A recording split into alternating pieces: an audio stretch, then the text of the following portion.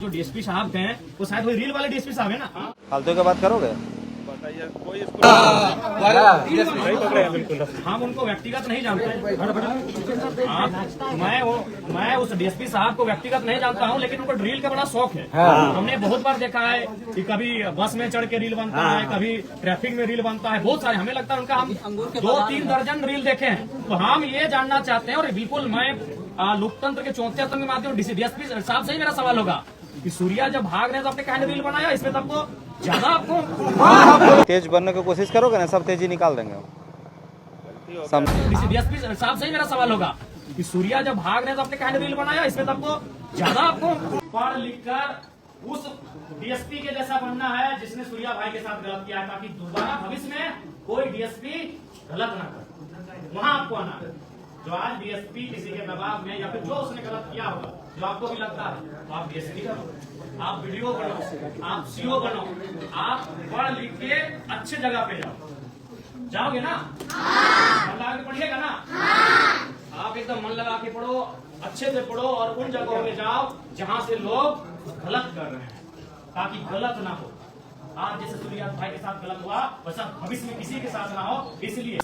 इसीलिए राज्य सीबीआई जांच की मांग करता है, और हमें लगता है पूरा राज्य सूर्या हांसदा के इस एनकाउंटर पर सीबीआई जांच की मांग करता है। सीबीआई जांच हो, दूध का दूध पानी का पानी हो।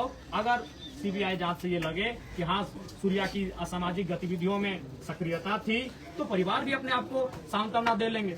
वीडियो में देखा जो डीएसपी साहब हैं वो शायद वही रील वाले डीएसपी साहब है ना। हम उनको व्यक्तिगत नहीं जानते। मैं उस डीएसपी साहब को व्यक्तिगत नहीं जानता हूं, लेकिन उनको रील का बड़ा शौक है। हमने बहुत बार देखा है कि कभी बस में चढ़ के रील बनता है, कभी ट्रैफिक में रील बनता है, बहुत सारे। हमें लगता है उनका हम 2-3 दर्जन रील देखे हैं। तो हम ये जानना चाहते हैं, और बिल्कुल मैं लोकतंत्र के 34 के माध्यम डीएसपी साहब से ही मेरा सवाल होगा कि सूर्या जब भाग रहे हैं तो आपने कहने रील बनाया, इसमें तब तो ज्यादा आपको न्यूज बढ़ा जाता है। नहीं बताएंगे, मैं बार बार कर रहा हूँ, शोक कार्यक्रम है, लेकिन चूंकि भीड़ है इसीलिए मैं संबोधन कर रहा हूँ। तो आपने कहने दुनिया को दिखाया इस रील को कि सूर्या भाग रहा है। जब आपने उसके बाद के वीडियो को दिखाया, पुलिस आ रही है, बॉडी लेके जा रही है, तो भागने का एक वीडियो बना देते, चूंकि तो रील वाले डीएसपी है। आपने भी देखा है, मैं इनको नाम से नहीं जानता, लेकिन मैंने देखा वीडियो में बोल रहे थे रील वाले डीएसपी साहब है। जो भी हमको नाम से, उनसे कोई हमारी शत्रुता भी नहीं है। जो भी आप अपने पढ़ाई के दम पर आए हैं, उनका हम सम्मान करते हैं कि वो डीएसपी है। लेकिन सवाल है, मैं उनका सम्मान करता हूँ कि वो डीएसपी है, पढ़ लिख के वहां तक आए हैं। लेकिन सवाल ये है कि आप हर चीज का रील बनाते हैं, रील इसमें भी दिखाते हैं कि सूर्या भाग रहा है। आप जो आरोप लगा रहे हैं कि भाग रहा था, भागने पे ही इनकाउंटर होता है, बिल्कुल, अब भी दिखा देते। और दूसरा बात, अगर वो भाग रहा था तो गोली तो पीठ पे होनी चाहिए थी, पेट पे कैसे है?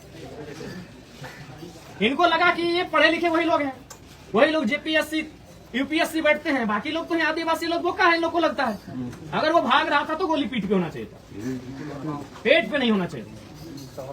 तो बिल्कुल मैं डीएसपी महोदय से सवाल करूंगा, और बिल्कुल ये सीबीआई जांच का प्रश्न बनता है कि गोली पेट पे कैसे लगा। दूसरा बात, जला कैसे, और जला उस तर्ज पे है जैसे, मैं फिर रिपीट करूंगा कि इलेक्ट्रिसिटी वायर से टच होने से जलते हैं, गर्म दूध के गिरने से जलते हैं, गर्म तेल के, गर्म चाय के, कोई भी गर्म खाना अगर बॉडी पे गिरता है और जैसा शरीर जलता है वैसा बॉडी जला।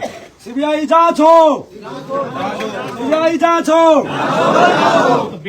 आप अपनी पढ़ाई को जारी रखिए, हम हमारी ओर से भी आपको जरूर मदद करेंगे, जो हमारी क्षमता है आपके देखभाल में, आपकी पढ़ाई लिखाई में, आपके हॉस्टल के खर्च में, अपनी क्षमता के अनुसार, अपनी हैसियत के अनुसार जरूर हम आपकी मदद करेंगे। सूर्या भाई जो मदद आपको करते थे उतना तो नहीं कर पाएंगे, लेकिन थोड़ा बहुत हम भी आपकी मदद जरूर करेंगे। इसलिए आप लोग पढ़ाई को नहीं छोड़िए, कोई नहीं छोड़ेंगे पढ़ाई को। कंपनी थी, वो क्रेशर्स थे, वो पत्थर के खदान थे, वो कोयला के खदान थे, वो राजमहल, साहेबगंज और गोड्डा से गायब हो रहे पहाड़ हैं।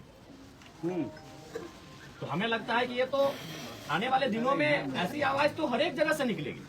अभी आप जाके देखिए, विशेषकर आपका भी बड़का गांव एक हजारीबाग में क्षेत्र आता है, वहां लोग 100 नहीं 1000 दिनों से धरना में बैठे हैं। जो कोयला कंपनियां वहां काम कर रही है, जबरन जमीन लेना चाहती है, 2000-4000 रुपया डिसमिल जमीन का रेट है भाई, काहे देगा कोई? तो ये जो विषय जिसको लेकर आज आप सूर्या को देखें कि उनका इनकाउंटर तक कर दिया गया, यह विषय राज्य के हर एक क्षेत्र में है। लेकिन लोगों ने समझौता कर लिया है, लोगों ने कंप्रोमाइज कर लिया है कि जो हो रहा है होने दो, क्योंकि हम लड़ नहीं पा रहे हैं। लड़ इसलिए नहीं पा रहे हैं कि आपको भी मालूम है आज सत्ता जिनके पास है, पुलिस जिनके पास है, सरकारें जिनके पास है, वो इस राज्य को चला रहे हैं। ये नाम के, मैं आपको बार बार कहूंगा, हेमंत बाबू लाख के हैं कि आदिवासी का बेटा है, आदिवासी की सरकार है, लेकिन ईमानदारी से कहिए चला कौन रहा है? आज यहाँ भारी संख्या में मैं चुकी है, आप अनुभव करिए चला कौन रहा है इस राज्य को। आज नहीं, मैं यही आप नाम किसी का, मैं चूंकि किसी का नाम जब सामने नहीं आया है और उसका जब जांच पड़ताल नहीं हुआ है, तो मैं नाम लिए बिना, आज मान के चले हेमंत दादा का सीट है बरहेट है ना, वो तो रांची में रहते हैं, लेकिन चला कौन रहा है? आज संथाल परगना को चला कौन रहा है? आज राज्य को चला कौन रहा है? आज इस राज्य को कौन चला रहा है? संथाल परगना को कौन चला रहा है? बरहेट को कौन चला रहा है? ये आपसे भी नहीं छुपा है। इसलिए आज ये जो घटना घटी, जिसने सवाल खड़े किए हैं, ये यही घटना है कि सूर्या वो शख्स था जो कंपनियों के गेट के बाहर खड़ा होकर कहता था कि आप काम सेकंड कीजिए, पहले एजुकेशन और हेल्थ की बात कीजिए। वो जाके कंपनी वालों से कहता था कि आप पहले हमारे गांव में स्कूल खोलिए, आप पहले हमारे गांव में अस्पताल खोलिए, फिर आप कंपनी का काम करिए, हम मना नहीं कर रहे। ये आप भी जानते हैं। आज राजमहल की पहाड़ियों का क्या हश्र हुआ, ये आप भी जानते हैं। आज गोड्डा के जंगलों का क्या हश्र हो रहा है, ये आप भी जानते हैं। आज कोयला खनन के नाम पर क्या हश्र हुआ, ये आप भी जानते हैं।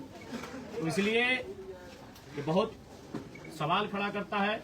उनके शरीर को आपने देखा, अगर गोली लगी थी तो शरीर जला कैसे, और जला ऐसे है, आपको भी मालूम है, आपने भी कभी देखा हो किसी को अगर आग झुलसता है, गरम खाना, गरम दूध, गरम तेल अगर बॉडी में गिरता है या फिर कोई करंट लगता है तो जैसा बॉडी छिल जाता है वैसा छिला हुआ कैसे?